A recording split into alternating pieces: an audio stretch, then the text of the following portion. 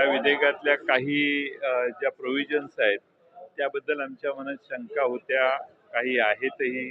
मुख्यमंत्र्यांनी त्यांची विधेयक आणण्याची भूमिका समजावून सांगताना बँड संस्थांच्या व्यतिरिक्त दुसऱ्या कुठल्याही संघटनेला यामध्ये व्यक्तीला अटक करण्याचा प्रश्न उद्भवत नाही आणि राजकीय संघटना संस्था यांना त्याचं टार्गेट नाही आहे असं त्यांनी स्पष्टीकरण सभागृहात दिलेलं आहे. हे स्पष्टीकरण असेल तर बऱ्याचशा शंका दूर होतात, पण तरी देखील त्या कायद्यामध्ये काही प्रोव्हिजन्स अशा आहेत की ज्या वगळाव्यात अशी आमची सुरुवातीपासून मागणी होती. आता बहुमताने या कायदा आता मंजूर झालेला आहे आणि त्यामुळं आता बघू काय होतं. याचा अर्थ काही संघटनांवरती किंवा काही संस्थांवरती एक प्रकारे कंट्रोल ठेवूनच असा याचा अर्थ करायचा नाही. आता महाराष्ट्रात काही संघटनांना बॅन केलेलं नाही आहे. पूर्वी सिमीवर बॅन आणलेला होता, त्या व्यतिरिक्त काही बॅन आणलेलं नाही.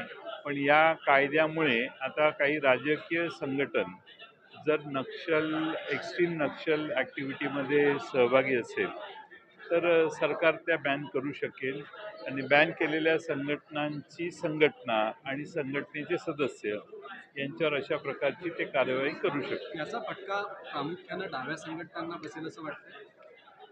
मुख्यमंत्र्यांनी जाहीरपणाने सांगितलंय की डावे पक्ष, डाव्या संघटना यांच्या बाबतीत आमचं असं मत नाही आहे की त्या कोणतेही देशविघातक कृत्य करतात.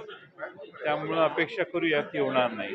प्रामुख्याने गडचिरोलीमध्ये जी इंडस्ट्री सकाळी माध्यमांशी बोलताना तुम्ही असं म्हटलेलं होतं की यामध्ये फक्त डाव्या विचारसरणीच्या संघटनांचा समावेश आहे. आम्ही सरकारला प्रश्न विचारणार की उजव्या विचारसरणीच्या ज्या संघटना आहे मग त्यांच्या बाबतीत काय नक्की या कायद्यामध्ये तरतूद करणार किंवा त्यांच्यावरती काही कारवाई. त्या कमिटीचा सदस्य असल्यामुळं मला बोलण्याची परवानगी नव्हती. त्यामुळं मी असेल, जितेंद्र आव्हाड असतील, भास्करराव जाधव असतील, नाना पटोले असतील, त्या बिलाच्या मेरिटवर बोलण्याची आम्हाला परवानगी नव्हती. त्यामुळं आपण म्हणताय ते काही मुद्दे मांडू शकलो नाही. गडचिरोलीमध्ये ज्या पद्धतीनं औद्योगिक क्षेत्र कारण सिलेक्ट कमिटीमध्ये आम्ही सदस्य होतो.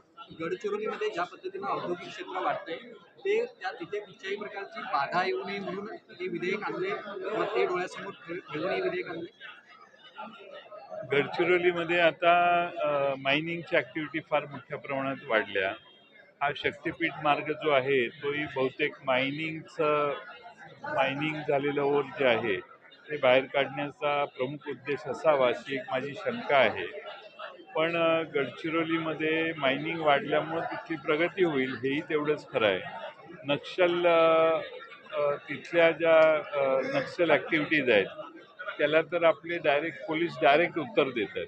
त्यामुळं तिथं पण हे शहरी नक्षलवाद जो आहे त्यासाठी या बिलाचा जास्त उपयोग होईल असं दिसतंय.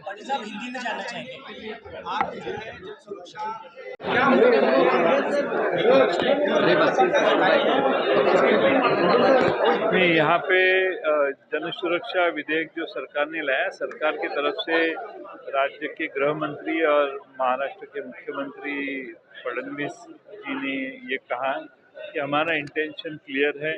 हम कोई राजकीय संगठन को बंद करने के लिए या उनको अरेस्ट करने के लिए उनके कार्यकर्ताओं को इसका इस्तेमाल नहीं होगा और उसमें प्रावधान भी नहीं है. मैं जॉइंट सिलेक्ट कमेटी में सदस्य था और इसमें जो प्रियम्बल था वो शुरू में हमने मांग की थी बदलना चाहिए और वैसे कमेटी में बदला गया. काफ़ी चीज़ें हमने जो सामने रखे वो कमेटी में एक्सेप्ट हुए, कुछ नहीं हुए एक्सेप्ट. लेकिन मुख्यमंत्री जी ने बताया है कि इसमें ये हमारा कोई ऐसा गलत इंटेंशन नहीं है. अब देखेंगे अभी कैसा ये आयुध का वापर वो करते हैं. एक सवाल ऐसा है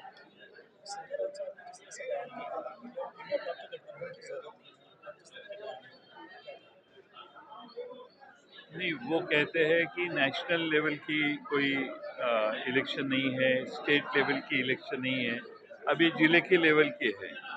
तो जिले के लेवल में तीनों पार्टियां एक दूसरे से बातचीत करके अगर गठबंधन की आवश्यकता है तो गठबंधन करेंगे।